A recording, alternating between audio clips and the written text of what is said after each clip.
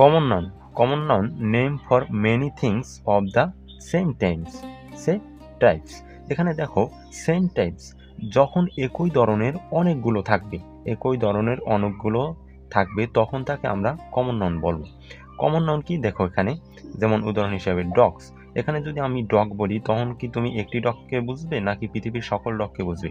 এরপরে দেখো ম্যান, আমরা এর আগে প্রপার নাউনে শিখেছিলাম যে ম্যান যেমন রহিম, করিম, কিন্তু এখানে ম্যান বললে কি পৃথিবীর সকল মানুষ, তাহলে রহিম, করিম এরা সবাই এই ম্যানের ভিতরে। যখন একই জিনিস অনেকগুলো, একটি গ্রুপ বা একটি গোষ্ঠী একটার ভিতরে থাকবে তখন সেটি কি হবে? Common noun. এখানে দেখো ওশান বলতে এখানে অ্যাটলান্টিক ওশান আছে, এখানে আরও ওশান থাকতে পারে, কিন্তু সেগুলো কি এই ওশানের ভিতরে, কিন্তু এই ওশানের ভিতরে এই ওশানগুলো কি ভিন্ন ভিন্ন হতে পারে। এরপরে দেখো কান্ট্রি, আমি যদি কান্ট্রির কথা বলি তখন এখানে কি কান্ট্রি বাংলাদেশ হতে পারে, ইন্ডিয়া হতে পারে, তারপরে কি চীন হতে পারে, এখানে যে কোনো কান্ট্রি হতে পারে, কিন্তু এগুলো কি এক একটা আলাদা।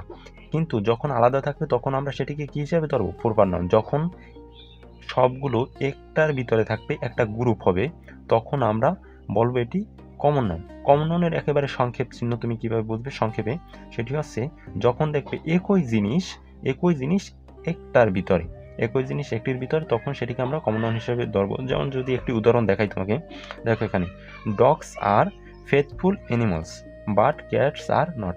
এখানে যদি লক্ষ্য করো এখানে ডগস বলতে এখানে ডগস যে কোনো ডগস হতে পারে, এখানে বাটনস ডগস হতে পারে, ফ্লাফি ডগস হতে পারে, যে কোনো ধরনের ডগস হতে পারে। এরপরে দেখো এখানে অ্যানিমালস কথাটি, অ্যানিমালস বলতে এখানে প্রাণী, যে কোনো ধরনের প্রাণী হতে পারে, কাউ হতে পারে, ক্যাট হতে পারে, ডগস হতে পারে, যে কোনো ধরনের প্রাণী হতে পারে। তাহলে এটি একটি কি কমন নাউন বলতে কি যখন দেখবো আমরা অনেকগুলোর সমষ্টি নিয়ে একটি তৈরি হয় তখন সেটি কি কমন নাউন হিসেবে। এবার এখানে যদি ক্যাটস দেখি, এখানে তো ক্যাটস যে কোনো ধরনের ক্যাটস হতে পারে। এখন কিছু উদাহরণ দেখিয়ে দিই তাহলে তোমরা আরো স্পষ্ট হয়ে যাবে। এখানে যদি লক্ষ্য করো,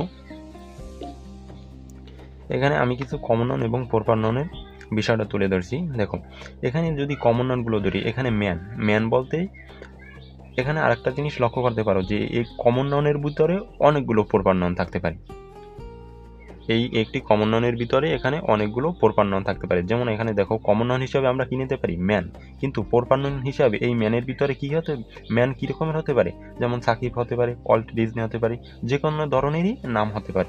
তাহলে সেটা কি এই যদি আমরা কমন নাউন নিই সেটা হবে কি ম্যান, আর যদি প্রপার নাউন হিসাবে ব্যবহার করি তাহলে কি ভেঙে আলাদা আলাদাভাবে যে কোনো নামই হতে পারে। এরপর যদি দেখি আমরা মাউন্টেন, তাহলে কি মাউন্টেন অনেক মাউন্টেনকে বোঝায়, যে কোনো ধরনের মাউন্টেন হতে পারে। যেমন প্রপার নাউন হিসেবে যদি দেখি তাহলে মাউন্ট এই কিলিমানজারো, এটি কি একটি নির্দেশ করছে, কিন্তু মাউন্টেন এখানে কিন্তু একটি নির্দেশ করেনি, এখানে কিন্তু সবগুলোকে নির্দেশ করা হয়েছে। তারপর যদি দেখেন এখানে ওশান, এখানে কি অ্যাটলান্টিক ওশান আছে, ইন্ডিয়ান ওশান আছে, এখানে কি আলাদা আলাদাভাবে আমরা যদি ধরি তাহলে সেটা কি প্রপার নাউন হবে। এরপর যদি দেখি স্টেট, এখানে কি আছে মিনেসোটা, তারপর আছে ক্যালিফোর্নিয়া, কিন্তু যখন স্টেট বলবো তখন কি এই মিনেসোটা, ক্যালিফোর্নিয়া দুটোই এই স্টেটের ভিতরে থাকবে। যখন আলাদাভাবে দেবো তখন কিন্তু এই প্রপার নাউনের ভিতরে এসে যাবে আলাদা আলাদা। এরপর যদি আমি কান্ট্রির কথা বলি, যেমন এখানে ইউনাইটেড স্টেট দিতে পারি, অস্ট্রেলিয়া, ইন্ডিয়া, জাপান, যে কোনো ধরনেরই স্টেট থাকতে পারে, কান্ট্রি থাকতে পারে। এরপরে যদি বিল্ডিংস দেখেন এখানে এম্পায়ার স্টেট বিল্ডিং, এখানে যে কোনো ধরনের বিল্ডিং হতে পারে। তারপরে ক্যাটস এখানে বাটনস ক্যাটস হতে পারে, ফ্লাফি ক্যাটস হতে পারে, যে কোনো ধরনের ক্যাটস হতে পারে।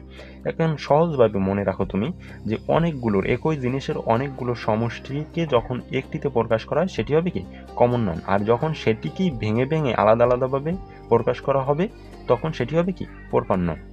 এর পরবর্তী ভিডিওতে আমরা এই নাউনের ক্লাসিফিকেশন পরবর্তী ভিডিওতে দেখব।